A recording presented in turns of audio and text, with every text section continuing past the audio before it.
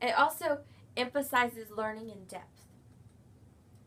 Okay, here we're going to go through some of the constructivist approaches in teaching, so different things. So we're start off talking about top-down processing. There's also peer interaction, discovery learning, and scaffolding. Okay, the key point here that I want to make is that learning is a process of self-discovery. This is what constructivists believe, right?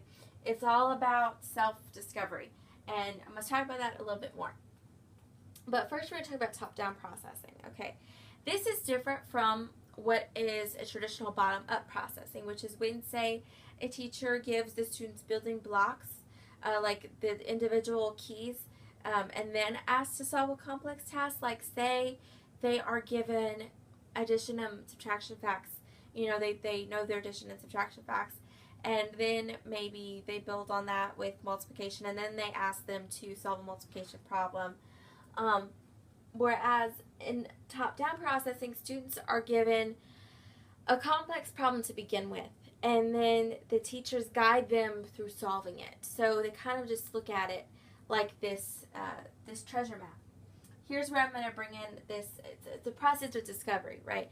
I have this illustration for you that I thought might help, and that is, I want to think of learning. You know, the teacher designed her lesson, right?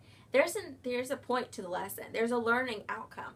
And so I like to think of that learning outcome or outcomes as the treasure in a buried treasure chest. And the students have a treasure map, but the treasure map, you know, they have to interpret it, right? They have to be able to understand how to get to X. They have to understand how to do that. So it's a process of discovery. They're going on this journey. They're sailing around the world to that X, right? In your class, in that class time. It's a process. The strategies and the methods of learning is what composes their treasure map. Okay. So the teacher gives students a problem, and then they help them figure out how to do it.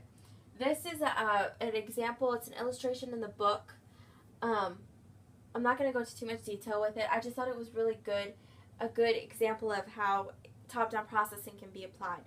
And basically, the teacher just starts off by asking for her students to give her a story, to tell her what the multiplication problem 12 times 4 would be. And one student says, well, you have 12 cups and 4 marshmallows in it. And then they go through and they solve the problem. And then they actually, on this one, they find other ways to solve the problem, right? So another component of constructivist instruction is peer interaction. Peer interaction. It's very important. Interaction among students the same age. It's students will more easily discover and comprehend difficult tasks and informations and concepts if they talk. If they talk with each other about the problem. Like I said, constructivists like to talk. Goes back to vocalizing inner speech and Vygotsky and all that good stuff. Cooperative learning here again, very important. Here's our pretty little treasure chest. Here's our learning outcomes. Okay, we're talking about discovery learning. So we're talking about learning. Students learn through their own active involvement with concepts and principles. So going back to our treasure map is that active involvement with concepts and principles. That's what leads them to their learning outcomes, their treasure chest, okay? Teachers encourage students to have these experiences and conduct these experiments that permits them to discover the principles for themselves, right? It's not just the teacher standing up there telling them that X equals, 2 + 2 = 4, or 2 × 2 = 4. It's them showing them how to come to that conclusion themselves. And then, there we go. Knowing is a process, not a product. That is a direct quote from the book, and I thought that just put a pretty bow on discovery learning. That it's not knowing is not it's not a product. It's not just what you arrive at. It's a process. Knowing is the process. Okay, there are several advantages to discovery learning. So obviously there's some disadvantages, but the advantages are that they arouse curiosity, It motivates work until the question is answered. So you don't have this happening right here. This is what a lot of us look like in our college classes, I think. We know when you have a really dry professor, but we don't want that. That's not what we want. And discovery learning helps us avoid that. And then also students learn independent problem solving and critical thinking skills. They learn how to put those puzzle pieces together. Okay, and so here's where the disadvantages come in. It can lead to errors and waste of time, right? Because sometimes you got students that just aren't that motivated. They aren't like perfect little robots that just do whatever you want them to do. So guided discovery learning is more common, and that's the teacher plays a more active role. She gives clues. The teacher structures portions of an activity. They give outlines. Like I said, the teacher interprets the map, right? So the students are kind of stuck. They don't know what to do, or they need a little motivation. So the teacher can come along and help them interpret, help them follow their map to arrive at their X, at their learning outcome. Okay? So here we're going to talk about scaffolding a little bit more. We have learning that's under construction. This is based on Vygotsky's concept of assisted learning. It goes back to the ZPD. Also, the teacher is the agent that guides instruction that students will master and internalize the skill to permit higher cognitive functioning. That's a mouthful. It gives students more structure in the beginning and then gradually reduces that structure. Ms. Myers talked about this at the beginning of the semester. She gave us the example that you're teaching an English class and you want to teach the students how to make an outline, so you give them one that's practically filled out. And as time goes, you simply take stuff out of the outline. You give them more stuff to do, you less stuff. And by the end of whatever time period you want them to be finished with, they can construct their own outline. They don't need your template anymore, right? So this gives the students more responsibility in their learning, which is what constructivists are all about, right? Talking and responsibility in learning. So like I said, remember the ZPD. We have, again, that learning occurs through scaffolding. So it's assisted learning, right? This is where the students might not be able to do it themselves, but they can with the teacher's help. So the teacher starts out by helping, but then gradually slacks off that helping. Kind of like training wheels is what it is. Mom and dad, they take off the training wheels and they're riding behind you, and then they let go, and you don't really let go until you fall down the first time. That kind of thing. So this is where we talk about constructivist methods in the content area, and we're going to kind of run through this a little bit. There's a lot of different stuff. Reading, they have 3 different methods, and that's reciprocal teaching, questioning the author, and concept-oriented instruction. And then we're also going to talk about some stuff in writing, math, and science. Okay? So reciprocal teaching. This is designed to help low achievers in elementary, middle school to learn reading comprehension. And this is when a teacher works with a small group of students. And the teacher initially generates the questions, but then the students are appointed as teacher, and they get to generate their own questions, and they start facilitating the discussion, right? Research has indicated that this has a lot of success with low-achieving students. Questioning the author. Okay, so this is geared toward age groups 3 to 9. Children are taught to see the authors of factual or fictional material as real people that they can engage in a conversation or a dialogue with, right? Oh, oops, sorry. This came unplugged. I'm sorry. Okay, so sorry. All right, it fixed itself. Okay, so they're taught to see the factual material, the authors as real people they can engage in a dialogue with. As students read, they periodically stop to ask the author questions. Okay, so you're in maybe second, third grade English class, reading class most likely, and say you're reading Nancy Drew books. I love Nancy Drew. I loved Nancy Drew when I was little.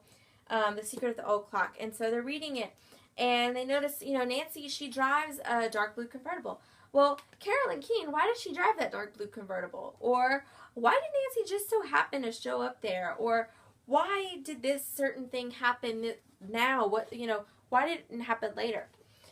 And so the students take on the responsibility of formulating these questions, and then they also have to assume the responsibility of answering those questions and assuming the role of the author and figuring out and understanding their meaning and intent. Okay?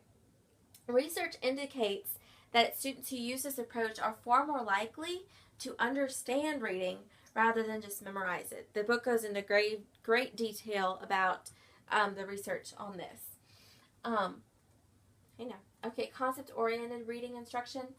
These 5 key elements, they kind of pretty much just, I like to think of it as they throw everything but the kitchen sink, into reading instruction to try to reach as many as they can. Content goals, giving them choices, maybe letting them choose what they want to read. That was big for me. I hated reading what somebody told me to. Hands-on activities in relation to text. Like using maybe my Nancy Drew book illustration. You can, you're reading something, a mystery or whatever, you can have a scavenger hunt perhaps on the playground. Things like that. Just making it authentic, making it real, that's what constructivists are all about. A variety of informational texts, collaborating among students. Again, maybe even using some of those questions that they ask the author and getting in groups and discussing all their questions and answering them. Big factor in this approach. Okay, writing. Peer response teams. Now, this is something that I'm sure you all did in elementary and middle school. Whenever you were writing, you all got into groups and you worked together to plan, draft, revise, edit, and but in constructivist case, maybe even publish the compositions. So constructivism believes that they should be working toward an authentic purpose. So their writing should be for maybe a literary contest or festival or something, the school newsletter, a newsletter, anything like that, that they're publishing their work, right? So they learn by reviewing each other's drafts and giving helpful suggestions and improvement and content, as well as an editing eye for mechanics. They learn the insight, they gain insight in the purpose of writing and revision. Okay, math. Okay, there's a bunch here.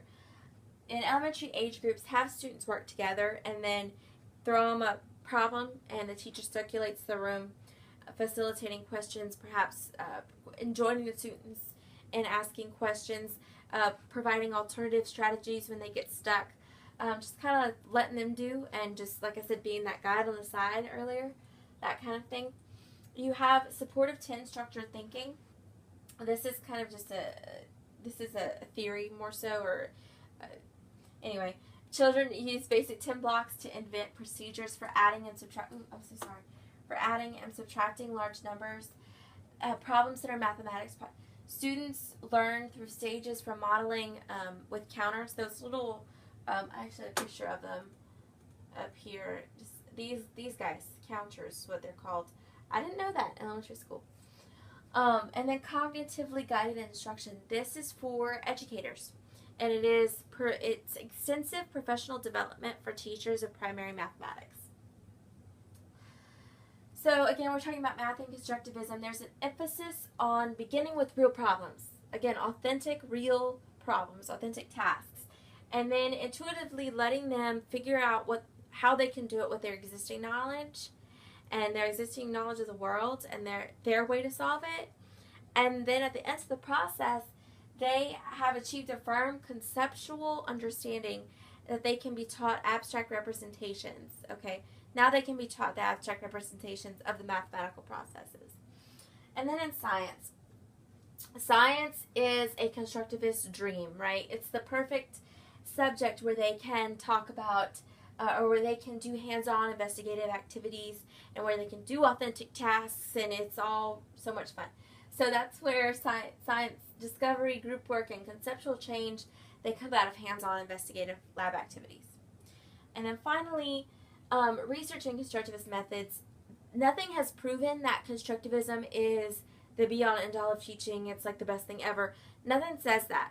But the research on this method does lend itself to believe that there should be a balance between direct instruction and then constructivist approaches. So it is very important to understand this theory, and you don't necessarily take everything and apply it all, but definitely bits and pieces of it are very good and very important to to put into your classroom, right? You can accomplish a wide range of